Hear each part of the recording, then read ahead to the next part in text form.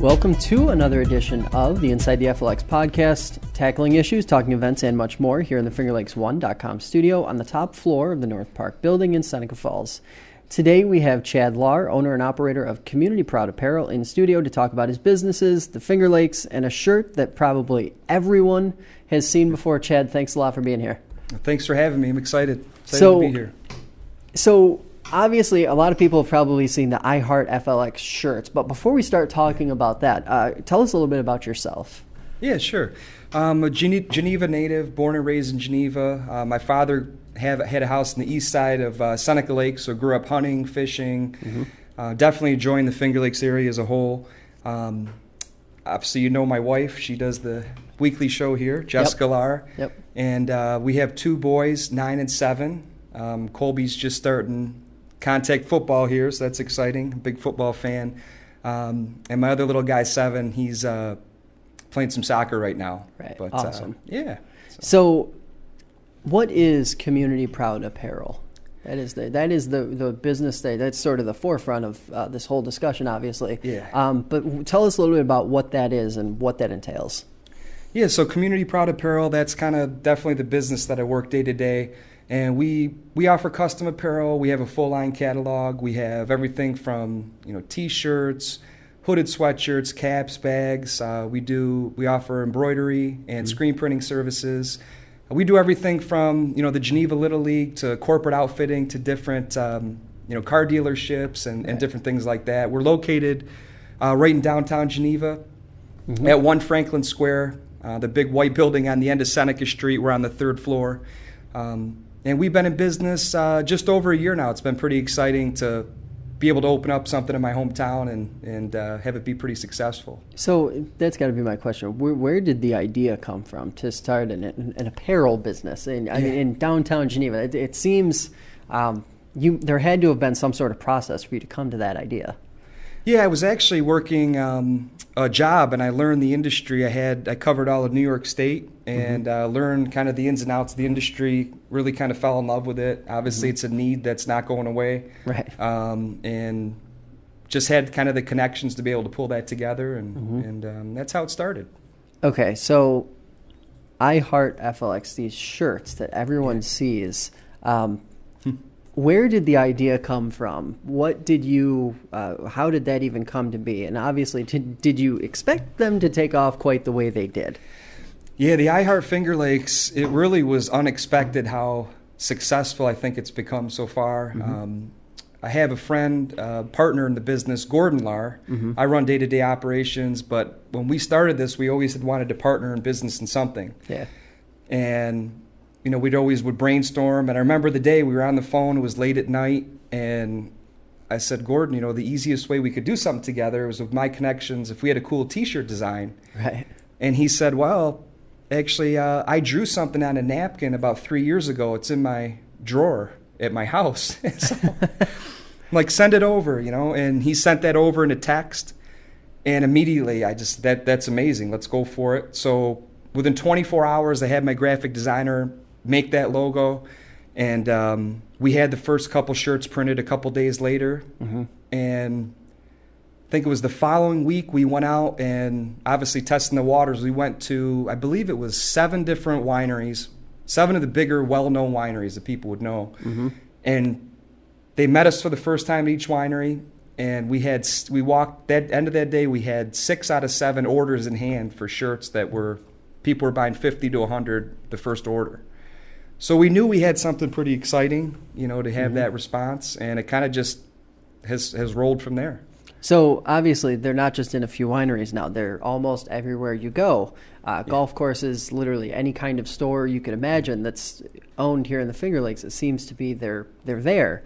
How quick was the growth after that initial sort of first rollout or first try?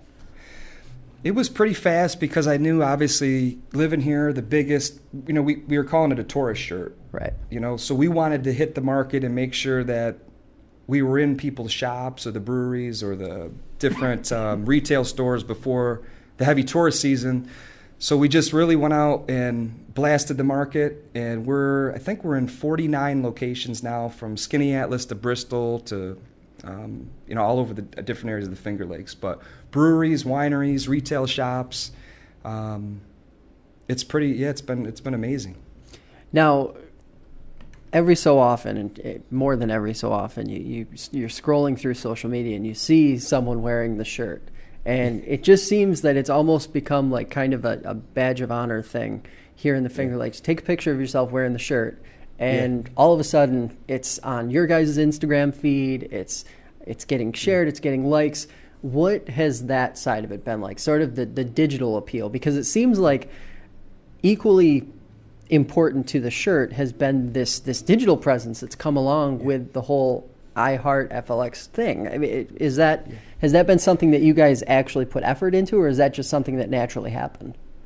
It really, people tagging themselves and emailing us or texting or Facebook messaging us, that was totally unexpected. Mm-hmm. What we found kind of going through this past 6 months is that the area we live in obviously is incredible, but people have a tremendous passion about the area. And I'd say about actually 40% of our online sales are people that are ordering that don't live here. Right. They live in different states. We've shipped them to California. I think we were adding up, it was like almost 20 different states that have ordered online the shirt. So obviously at one point they visited and or lived here and loved it and wanted a keepsake. Now, tourist shirt, but it seems to be that the locals love it equally as much. Yeah, right? That was the initial thing. Thinking, my thought was, to be in a winery when tourists, or we're in hotel lobbies now, Hamptons and Ramadas, that when people are looking around, I know I've done that, Jess and I have done that, we go on vacation for our kids or a keepsake, we look around that gift shop and we're wondering, what can I take home? Yeah. And, but really, the natives have bought just as much really as what we were thinking the tourists would buy. Mm-hmm. So... Now, another one of the things you've been involved with is the Finger Lakes Entrepreneurs Club. That's right. Talk to us about what that is, what that entails, and how that works. Yeah, so the Entrepreneurs Club, that was something that we wanted to start, I know, as an aspiring entrepreneur for many years. Mm-hmm. It took me roughly, just my path to being independent, self-employed, it took me about 8 years to get to a time frame where I could go full time financially.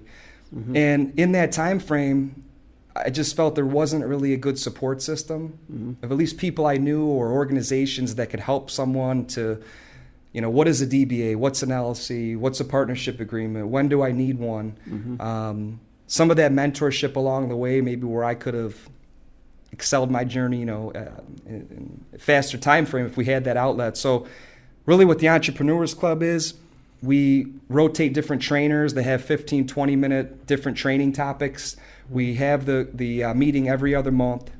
And it's really just a mentorship for aspiring entrepreneurs or current entrepreneurs, hopefully as a breeding ground for success to propel our community and our businesses and people are aspiring to grow things faster. That's really awesome. Because there is a need, like you just said. You ran through a long period of time where you were trying to get it in the groove. Now, what is that first thing you tell someone who's struggling, who's trying to get it in gear to get to that next level? What do you tell them to kind of get them to keep going and not just say, oh, no more, I'm walking away? Yeah.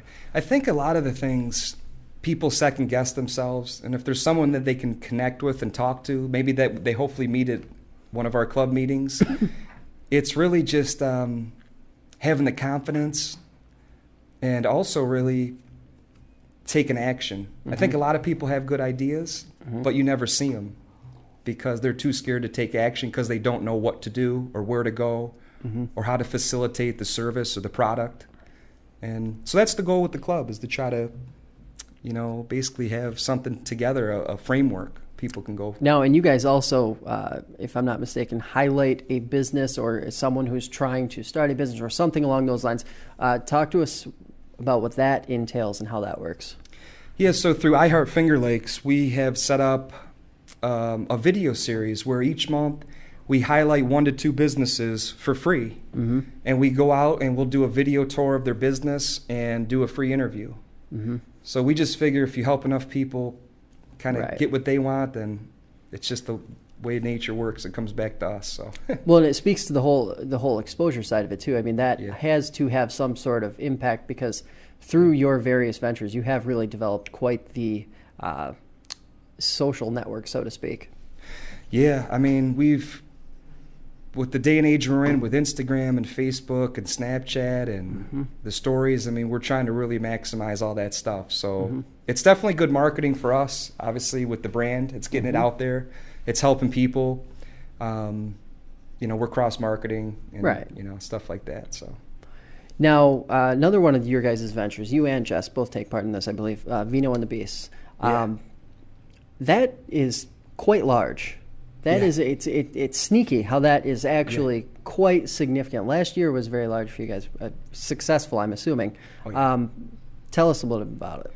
Yeah, Vino and the Beast has been another tremendous event, something that we've created from scratch and brought to the Finger Lakes. It's our 6th year this year, and in the Finger Lakes we run that at Three Brothers Winery and Estates. We run through Three Brothers and Zuggaby Vineyards. So it's a 5K obstacle run, and the niche is through vineyards. We also run this race in Connecticut, in North Stonington, Connecticut, at Jonathan Edwards Winery in September. But the race, I think, this year we should have roughly 1,500 runners. We give away a lot, too, for the runners. We give a dry fit shirt, a finisher medal. The best part is, at the end, they get a passport of tastings included in registration. So Three Brothers has the 3 wineries and the brewery. People have a ton of fun. We have multiple DJs, live music. It's a really fun time, and whether you're a novice runner, we get novice runners, or we get people that run Tough Mudders. We have challenging obstacles. We have a contracting team that builds, some obstacles. So we have climbing walls, we just invested in a huge inflatable obstacle. I believe it's 70 feet long. So it's fun for all. We have actually shots of Riesling at water stations. It's just a novelty shot, so you can get water or wine. It's designed to be a fun event. It's not designed like a Tough Mudder. It's more of an intermediate kind of fun run. Now, was that the first of its kind of combining the whole wine and 5K thing into one, at least in this area? It was, yeah. We saw the success of all those early obstacle runs, and we were thinking, geez, how can we get in on that? Yeah. My partner had went to a Warrior Dash and noticed that it was 15 or 20,000 people registered, and he was thinking, wow, well, I paid $60 to run here, and I had a great time. Yeah. We were talking about that, and obviously the Finger Lakes, the niche is the vineyards. Yeah. So we thought it was a good fit, and it's been successful. Now, there's also one in Connecticut. That's as correct. well. Now, how did that leap happen? How did Connecticut come into the picture? Just a genuine curiosity on that one. Yeah, we started looking at different wine regions, places that had a bunch of different vineyards, and we drove out to different locations and kind of looked at their land, talked to owners, and they have a perfect fit out there. There's enough land, enough parking, and it's absolutely gorgeous out there. So to the winery, I think it's a good advantage because it's an event that no one else is doing. Right. It's something unique that they can hold, call their own. And I also think we drive a lot of different demographics of people to the winery that maybe wouldn't go to a winery, but they're going there because of the run. Right. So it's been great out there too. We should have definitely probably 12 or 1,300 runners there this year. So Now, you are a great example of a business owner who is trying to mesh together as many different things as possible. And it seems like that is in a lot of ways untapped. It seems like you're one of the first in the area to really try and start cross-contaminating these different successful ventures. And is that something that you've kind of just fell into, or did you out of necessity, or? It was something I just knew early on when I graduated from college. The first job I had, I just wasn't someone that liked going to an office. The restriction of that just wasn't kind of my nature. But I knew I was always an entrepreneur at heart. My biggest passion is real estate. Right. And that, I had bought my first duplex when I was 22, lived in one side, rented the other side out, and got a taste of that. Basically, the tenant on the other side was paying my mortgage. Right. So I started buying more of that and building that up. That's a slow process. It was for me anyway. But, I think multiple streams of income are good. And I saw a lot of different friends and family growing up that worked for companies 40, 50 years. And all of a sudden they were let go and someone half their age, comes in for half the pay. And it scared me. I remembered that. My path, I know, might seem crazy. I mean, I have 5 or 6 different businesses and streams, but they work for me. Might not work for everybody. But yeah, that's kind of, being able to build those up over time and do it the right way. I think a lot of people rush too fast, and that's where they get in trouble. But and like we were talking about this before we came on here. It isn't that you didn't jump into all these things at once, but they all they all work together. So it isn't like you're running 7 different companies or 7 different businesses. You have a philosophy of sort of grouping them together. Yeah, like for example, the rentals. I have also climate-controlled storage down in Penn. So, again, it's the rental business. Right. It's something where you're not getting calls every single day, or you're able to have maintenance people to call that can help you out. Vino and the Beast, that's a great race. Obviously, most of the work in that, it's just 2 races. One in August, one in September, and the apparel industry obviously goes hand in hand with my day-to-day Community Proud with what happened with I Heart Finger Lakes. Right. It's just those two fit perfect. So, yeah, try to look for some synergy between all those that mesh. And, again, it's worked for me. Now, what's next? For those who they're seeing the shirts, what's next for Community Proud Apparel? What is that next leap? Or what's that next thing that's going to happen? Yeah, so for I Heart Finger Lakes, I mean, our next launch are these tanks. We just launched them and online, but we have the Racerback tank, and we have a couple different colors, and we're also going to be launching August 1st the kids line. So people have been definitely asking about that, and it was really just inventory control, because once we bring it in, we have to stock colors and sizes and all the money. I was going to say, how much of a challenge is that, just on that side of the business alone, just managing and understanding where the demand is or isn't, has to be, sometimes it must feel like a nightmare. Yeah, we had a lot of requests when people love the shirt, but they asked for all these different kinds of colors. So we stuck to our heather blue and heather dark gray, and I think each season we'll release 1 or 2 new colors. So that was kind of our strategy on that. And obviously the tank top release, the kids release. We also are going to be running for breast cancer awareness. We're going to be doing something special for that, giving back. And we also have our hoodies. We have hoodies as well as the T-shirts. Now, there is an element of giving back with, I believe, a percentage of your online sales go back to a certain cause. Tell us a little bit about that side of it. Yes, there's a great organization in the Finger Lakes called Crossroads Compass of Care, and Gordon and I are board members of that, and they fed over 30,000 people in the Finger Lakes last year on $10,000. So 10% of our online orders we donate to that organization. And also 100% of the proceeds of the Finger Lakes Entrepreneurs Club go to that organization as well. Okay. So we're trying to give back we're trying to give back and grow our business as well. But now, speaking of things growing, Geneva, you said it before. You're a lifelong Geneva resident. Also a member of a board member of the chamber. Yes. Talk to us a little bit about the growth that has happened in the city and in Geneva itself, and what that's been like just to see, just to live through. Yeah, it's been amazing. I mean, like I said, I named my business Community Proud Apparel because I'm really proud of where I live in Geneva. And I know you had Matt Horn and Adam Blowers in last week. They've done an amazing job. All the different leaders in Geneva, but it's night and day. I know from growing up here. Just to see all the different hotels and beautiful restaurants like on Linden Street come in, to be part of that downtown now, having my office down there, it's been fantastic. Yeah.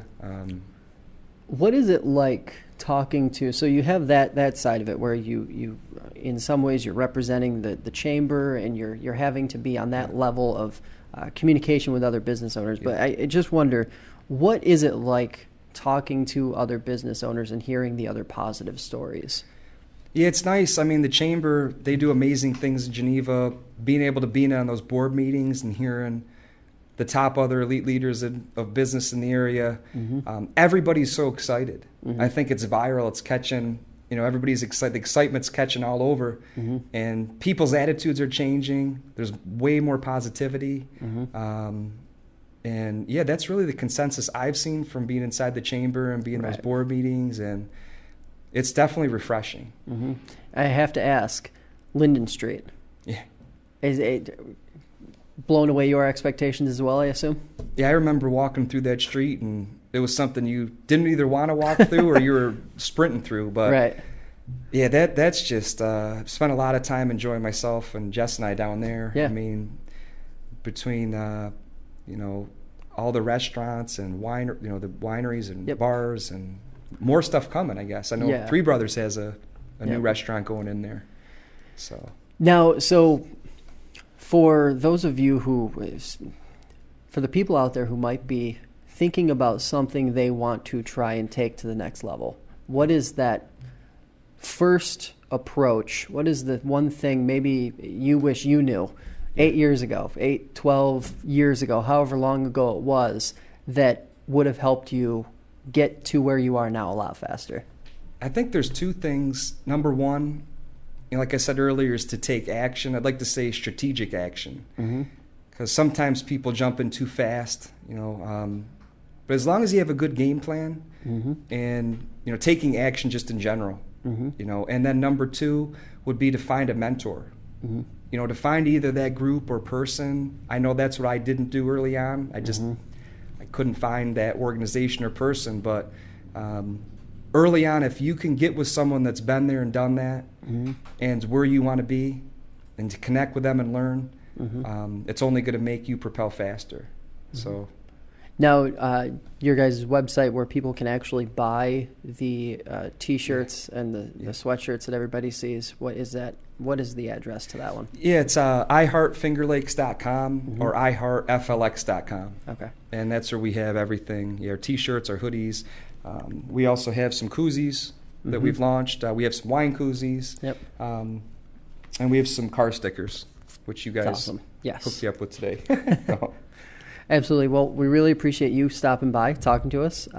Definitely we'll be linking to all the things you guys are doing below the video here on this one. So thanks a lot for coming in. Yeah, thank you, Josh. Appreciate it.